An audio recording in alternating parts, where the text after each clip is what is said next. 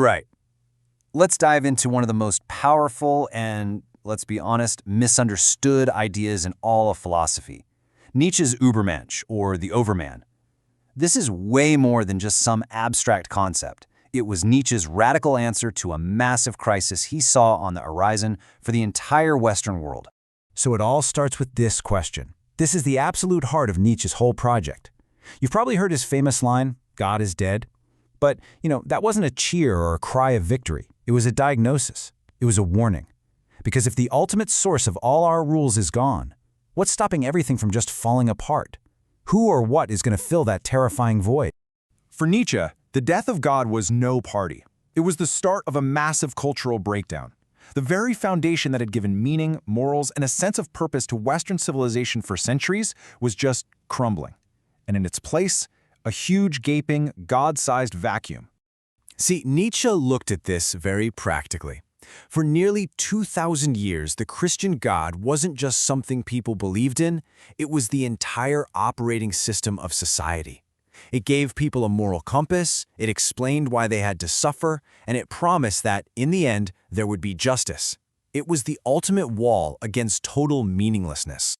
So what happens when that operating system crashes? Well, Nietzsche predicted that all our virtues, things like kindness, compassion, humility, they'd become empty habits.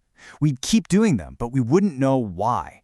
This is what opens the door to nihilism, the scary idea that nothing matters. And even worse, it could lead to the rise of what he called the last man, a small, pathetic creature who just wants to be comfortable and safe.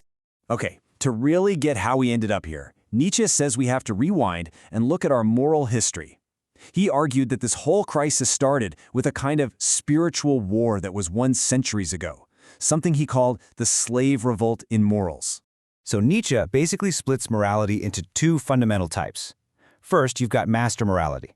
This comes from the strong, the noble, the powerful.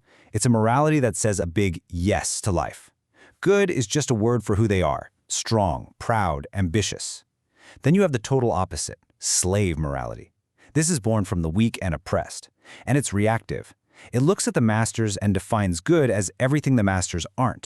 And the psychological fuel for this slave morality is a really key concept Nietzsche called resentiment. Just think of it as this deep, simmering resentment that festers and turns into a kind of creative revenge. It's the ultimate sour grapes move. It says, oh, you're strong and powerful, well, that makes you evil. We're weak and powerless, that actually makes us good. Our weakness is really a virtue called humility. Brilliant, right? For Nietzsche, the ultimate triumph of this way of thinking was Christianity. He saw its rise not just as a new religion, but as the final victory of this slave revolt. It took everything the ancient nobles valued, pride, power, ambition, and flipped them on their head, calling them sins. And this is where we get to the core of it all. If the old value system, the one that denies life, is perfectly embodied by the figure of Jesus, the Redeemer, then a new, life-affirming system needs its own champion, a perfect opposite, a counterfigure. This is where the Übermensch, the Overman, steps onto the stage. Now, Nietzsche does this fascinating and really controversial psychological autopsy of Jesus. And he's careful to separate the historical man from the Christ built up by the church. He doesn't see Jesus as evil, but as what he calls a decadent, someone whose basic psychology is just a deep, instinctive retreat from the harshness of reality. His teachings, for Nietzsche, weren't really a moral choice. They were a biological necessity for someone who just couldn't handle conflict or pain. He even borrows a character type from the novelist Dostoevsky, calling Jesus a holy idiot. Think of someone with such a profound, almost childlike gentleness that concepts like struggle, guilt, or sin just don't compute. This person lives in an inner world of glad tidings, a state of bliss that's achieved by simply ignoring the outside world, not by conquering. And when you put these two figures side by side, the contrast is just staggering. Jesus' primary instinct is to avoid pain and reality. The Übermensch's primary instinct is the will to power, which means actively seeking out challenges to overcome. One flees to an inner world of bliss, the other digs their heels into this world, this earth. It's a total opposition. So the Übermensch is designed from the ground up to be the perfect antithesis. And let's be super clear, this is not some kind of brutal dictator. It's a figure of supreme self-control and self-mastery. They don't follow values, they create them. And above all, they are faithful to the earth, which means they reject any promise of a heavenly afterlife to make this one, the only one we have, as meaningful as possible. Nietzsche then takes this entire philosophical war and boils it down to one final epic showdown between two symbols. And it all centers on the biggest question of all. What is the meaning of suffering? So in one corner, you have the crucified, the symbol for the entire Christian worldview. And in the other corner, you have Dionysus, the ancient Greek god of wine, ecstasy, and chaotic life. Two symbols, two completely different answers to the problem of pain. For the crucified, suffering is an argument against life. It's proof that this world is broken and we need to escape it. But for Dionysus, suffering is part of the package. It's a necessary part of a beautiful, terrible, creative cycle.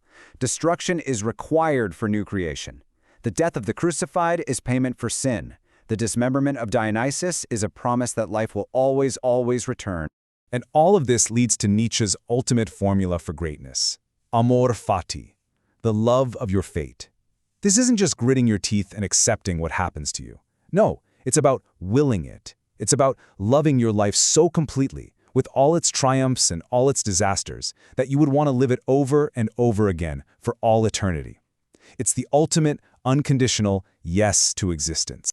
And in his very last book, written right before his tragic mental collapse, Nietzsche basically throws down this final challenge. He's asking us, do you get it now? This is the choice. For him, this was the question for our civilization. It's one or the other. So why does any of this matter today? Well, because for Nietzsche, the stakes were absolutely everything. This wasn't some academic game. This was a battle for the very future of what it means to be human. Remember The Last Man? This is the future that terrified Nietzsche. A world obsessed with comfort and safety. A world where we avoid all risk, all deep feeling, all real suffering, in exchange for tiny, fleeting pleasures. A humanity that's lost the ability to strive for anything great. As Nietzsche wrote, "We have invented happiness, say the last men, and they blink." The Übermensch is the cure for this bleak vision. It's the way out. It's not a new species, but a goal, a direction for humanity. It's a figure who has the incredible courage to look into that abyss of meaninglessness and, instead of turning away in fear, decides to create their own meaning. They become a bridge to something more.